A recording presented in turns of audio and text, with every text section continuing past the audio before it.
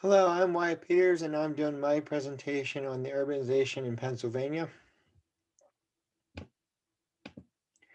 So, a little introduction. Pennsylvania is an agricultural state, as we know. Since then, we kind of went astray from our roots of being an agricultural state. From 1840, only 17.9% of the Pennsylvania population lived in urban areas. Now it's 66.5%. Many Pennsylvania towns used to be either big on agriculture or trading manufactured goods in exchange for those manufactured goods or those agricultural goods. Urbanization leads to more imported food, which can lead to more the food traveling farther, which kind of decreases the freshness and all that. And transportation is also a big contributor to our ecological footprint, as we found out from when we took the test earlier in the semester. Urbanization can cause significant environmental impacts and even um, um, economy, or in fact, it can also impact the economy. But however, we want to know, what is urbanization? Urbanization is the share of a nation's population living in urban areas, and thus a declining share in living in rural areas. So basically, kind of that shift from rural to urban population. Urbanization is taking place all over the world. However, we want to focus on the urbanization that's happening right here in Pennsylvania. So here's a little graph I want to show you about urbanization trends. Urbanization overall since 1978 has been increasing pretty rapidly, and as I said in the previous slide, it's jumped from like 17% to over 60%, so or to about 60%. Um, so it's kind of alarming, but it can always be fixed with various steps. The industrialization rate, however, is kind of pretty much staying rapid, kind of on the decline um, as more cities develop, but that's not super important as we're focusing on urbanization. So here's the population change. As you can see, people are there's a increase in population over the past 70 or from 2010 to 2017. The increase in some areas is as high as greater than 5%, and as low as um, 2 or is decreasing as high as 2%, 2.5%. But however, you can see that the population is decreasing like mainly in between Pittsburgh. However, it seems to be shifting per se from it seems to be like shifting outward, as you can tell from this map. The increase there's been starting to increase in populations in the outer areas um, of this map,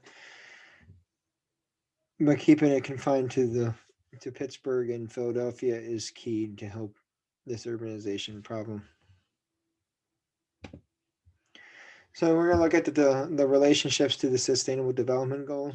So if agriculture can help bring food to places that need it the most, urbanization removes the farmland needed to do this. Urbanization has shown to be damaging to the environment. Climate activists must take a stand against more urbanization in rural areas. And more sustainable cities can allow us to still keep our cities, but make it safer for the environment. Now, let us take a look about how it impacts our environment. Well, the key issue is how it affects the farmland. It will drastically reduce the amount of farmland that we have, which is a key aspect of Pennsylvania's economy. As you can see, this luxurious forest would be no more. Heat heat islands are basically where the temperature in rural areas is hotter than the temperature in the surrounding areas because of all the asphalt from the city. It helps, it kind of traps that heat and releases it into the air, making the air a couple degrees hotter than the surrounding areas, which can make a difference. Um, which can make the difference in the long run. Climate change is also a big one. As I'll show you a couple pictures in a little bit, but hurricanes can be a big factor. They can become slower in speed, which not the winds, but the traveling speed of the hurricanes itself, which would lead more destruction because there's more rainfall falling over a longer period of time. Um, Dispersing of animal habitats and reduction of biodiversity. So basically, like as we like, if we run into a deer on the road, that's because like we've essentially cut roads into their habitat. So it'd be like someone cutting a road into your house, and then they hit you because they have to go by your house to get to where they want. So that disperses the animals, and they have to force themselves to find new habitats. You can also release new diseases. Um, Cutting down forests and stuff can release new viruses that have been trapped in the ground or within the trees, but now they're being exposed to the air because there is no forest. And then reduction of the clean water supply. So basically, more people will have less access to cleaner water, which obviously is a scary thing because we all need water to survive and basically function. So yeah, here's some pictures I'm going to show you. As you can see, like we saw COVID-19 happen this year. While that wasn't necessarily a result of urbanization per se, it could have been, but there's not that much. There's not too much proof of that. But however, because of urbanization, we could see more viruses pop up over the next coming, or yeah, if we continue on this trend, we can see more viruses pop up like COVID-19. Because obviously, it only takes one person, and then it could spread to a whole population, which obviously is not good because we do not want to have another semester of COVID like we've had the past couple semesters. Um, the farmland will obviously no longer be there. That pretty scenery will be replaced with like a shopping center, parking lot, or new housing development. And yeah, obviously, also deforestation um, is a big, obviously, a big part of urbanization. So the effects on the economy, I just kind of want to touch briefly on this because while it does have effects on the environment, it does have an effect on the economy as well.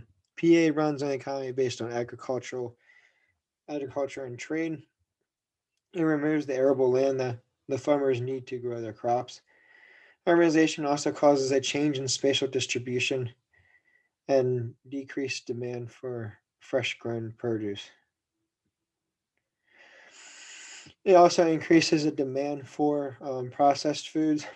Obviously, we know processed food is not really good for us, which can cause a problem that can lead to obesity, which we already kind of have in the United States as it is.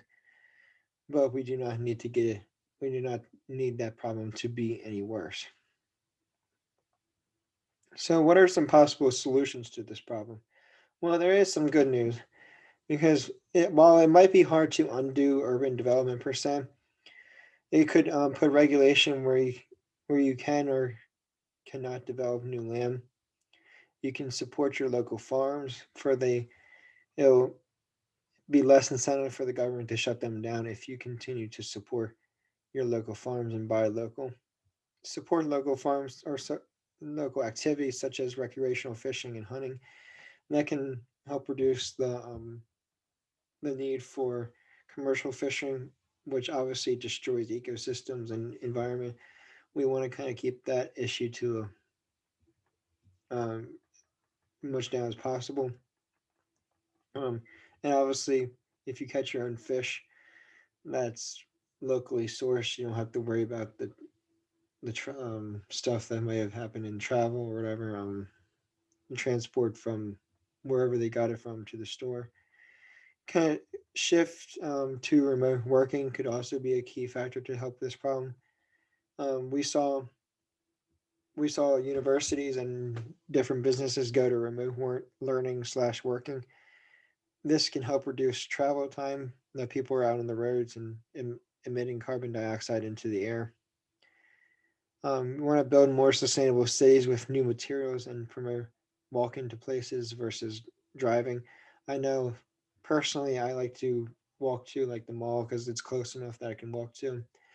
Or around here, I just like to walk around just because it's good exercise and it's I'm not wasting I'm not wasting gas that I could be walking. So one idea to help reduce like the heat islands is we could paint the streets or rooftops white.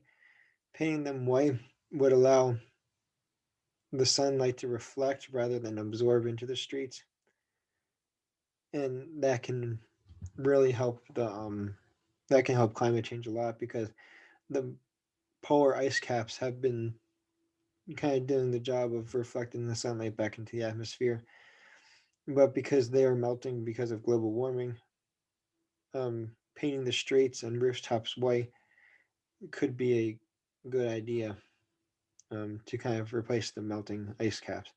And you could also confine the population to the Pittsburgh or Philadelphia area, kind of keep it in one area to prevent expansion into new or expansion into new areas, destroying wildlife and destroying our farmland that we use for growing crops. So yeah, like this, take a look at these white roofs. Obviously, people do have them, but if we do them more often, I mean, obviously, it kind of looks pretty good if you ask me. Um, these local farms are very important. I like to support my local farmers markets because you get very fresh produce um, while supporting your local farmers. Yeah, fishing. I'm a huge fan of fishing, but some people will say that it's not good for the environment. But however, like the recreational fishing and fishing for yourself is honestly sustainable. You just got to be careful. Like you obviously don't want the line to go in the water. You just got to be responsible. Don't throw your tangled line into the water. Throw that in the trash and try to prevent that from getting into the water because that will kill the fish and harm the environment even more. But as long as you're responsible, it's really not that big of a deal. And um, one person fishing, they'll probably catch maybe five or so fish, if maybe even one fish if they're lucky. So that's not going to do much to the environment as, say, commercial fishing. But that pretty much wraps it up. Here are my citations to where I found my sources. And thank you for watching. I hope you enjoyed my presentation.